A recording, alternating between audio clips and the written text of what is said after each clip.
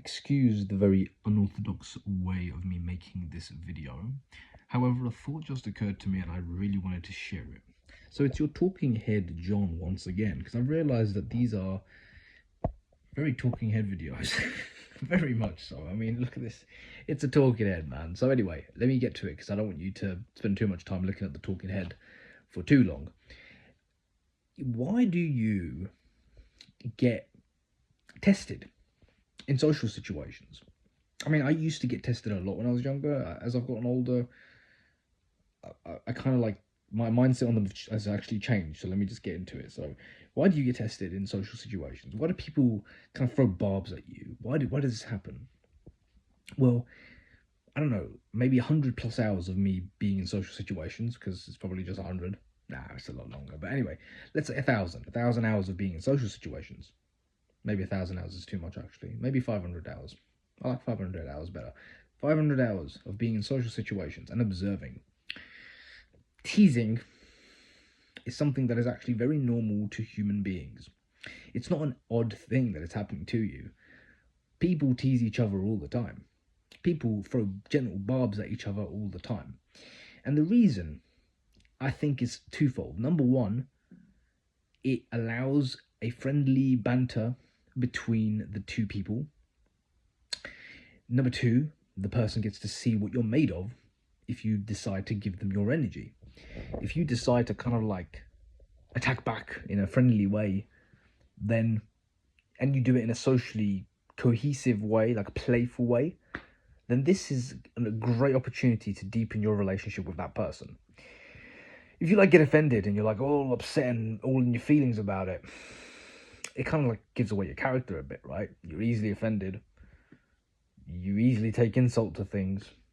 You're easily offended. Like, you're not going to be a really good friend, I mean, in my opinion. Like, I'm just looking at it from the other perspective. If I throw a tease at someone and they get all upset and offended at it, it's like, you're prickly, man. Like, you're a prickly person. I don't want to be around you. You're too sensitive, right? You're too sensitive. You're too easily moved, if that's the case. So you've got to kind of like, there's an ancient Stoic exercise about this, about how, you know, if you've not been insulted 100 times in the day, you're just doing something wrong. And I think that this is the key as well. Like, even social anxiety, a big part of social anxiety is, I'm afraid of what the world's going to do to me. It's fear. It's cowardice, bro. Like, well, sorry to judge, right? I mean, it is a bit of a judgment, but it is a form of cowardice. It's a form of, I'm afraid of what the world's going to do to me, so I'm not going to go out, and I'm too paralyzed by fear. And to be fair, I say cowardice, but really it's quite natural. Like, even animals have this feeling. But you still have to go out and seek your provision as Allah has commanded. You have to go in the world. You don't get to be a meditator in the home all day, 20 hours a day. You're not in prison. You're not in solitary confinement. Plus, that's not a life. I don't think you'll be happy with that life. As a human being, as an entity on this earth, as a biological reality, you have to struggle to be alive, okay? I'm not going to give you a National Socialist argument of just struggle of the fittest. Like, no. What I will say is, you have to still struggle. You still have to fight to be alive, right? You still have to fight to exist. And if you don't fight, you will die. Like, even if you don't die physically, you will die spiritually. You will, brother. Like, you are built to fight. You are built to struggle. Get with the program. Get with the program. You are meant to be challenged. Like, this is a thing. I'll give you a quick example. I'm doing MMA. I'm doing martial arts, okay? And subconsciously, I'm picking easy opponents because I'm like, I don't want to be tested.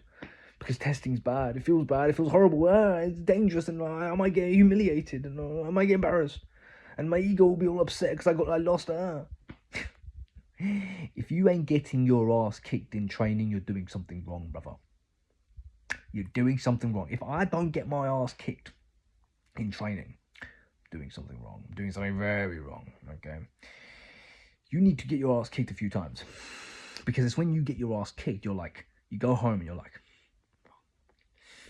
shit, I need to do something about that, man. Like, how did he get me on the ground? Like, how did he knock me over so easily? How did he sweep me? How did he catch my kick? And how did he land that combo? And, you know, why wasn't my hook landing? And these frustrations are gonna pee you off. And then it's that drive that causes you to improve, because you're like, I'm not gonna let that happen again. Like, what did I do wrong? And then you get all focused, you get all aggressive about your improvement, and then you're like, I'm gonna write them down with my little pen and paper, and I'm gonna make notes about what I did wrong, and then I'm gonna, next time I go and I'm fighting, I'm gonna make sure I write it down again and again and again until I'm a victorious victor. See how it goes? You won through failure. You won through being defeated. You didn't win through victory, brother. You won through being defeated. Like, when I got rejected by chicks, I'd be like, well, because chicks are a bit different because it's more of a social thing, but it's like, the girl was into me. She was giving me all the signals. Then I asked her out. Why didn't it work out? Like, you could just say it's, time, and it's not right time, not right place, or whatever. But another thing to consider is, well, maybe you just asked in a very wrong way.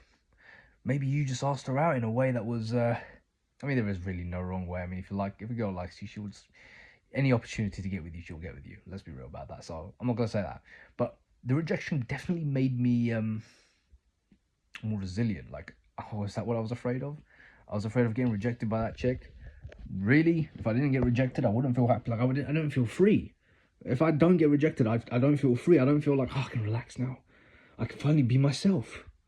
Because rejection doesn't matter. Like, before, you were all in these little micro ways, you're hiding yourself because you're afraid of rejection. Like, you're technically being a people pleaser because you're trying not to offend people, because you think you're going to get rejected when you offend people. And then, like, when you actually get rejected, you're like, oh, it doesn't matter because I'm still going to get rejected either way. Like, I can be myself or I can pretend to be somebody else. I'm still going to get rejected either way. Okay, I'm just going to be myself now, and it's free. There used to be an old saying I used to tell myself: rejection sets you free. I used to say that to myself every day. I'd wake up in the morning, I'd be like, right, time to get rejected today. I haven't done one of those for a while. I don't really want to. I feel like I'm a bit older. I'm 27 now. I don't really want to be doing that stuff anymore. I think it's a bit childish. But it's still good experience in my opinion. I still think you'll learn a lot. But anyway, the reason why you get tested, because it's a social bloody thing, you autist. It's a social thing. Like, people test each other.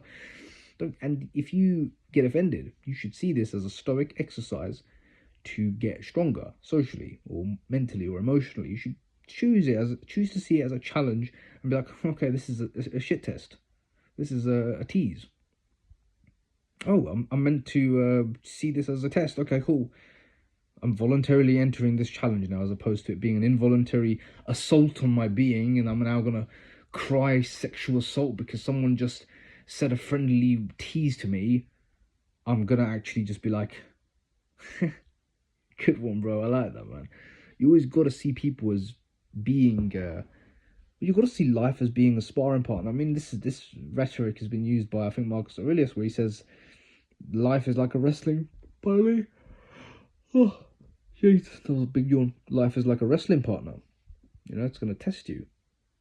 You're here to be tested. Like, when you die, bro, you'll have eternal rest. But whilst you're alive, you're going to get tested, man. So use these tests to show the world what you're made of a little bit, Don't get all upset about it. Don't be like, oh, if you don't care about it, you don't care about it, right? You're just like, oh, Brian, I'm not in the mood for these little games. I'll just be like, I'll laugh it off and move on, right? Like, it's not that deep.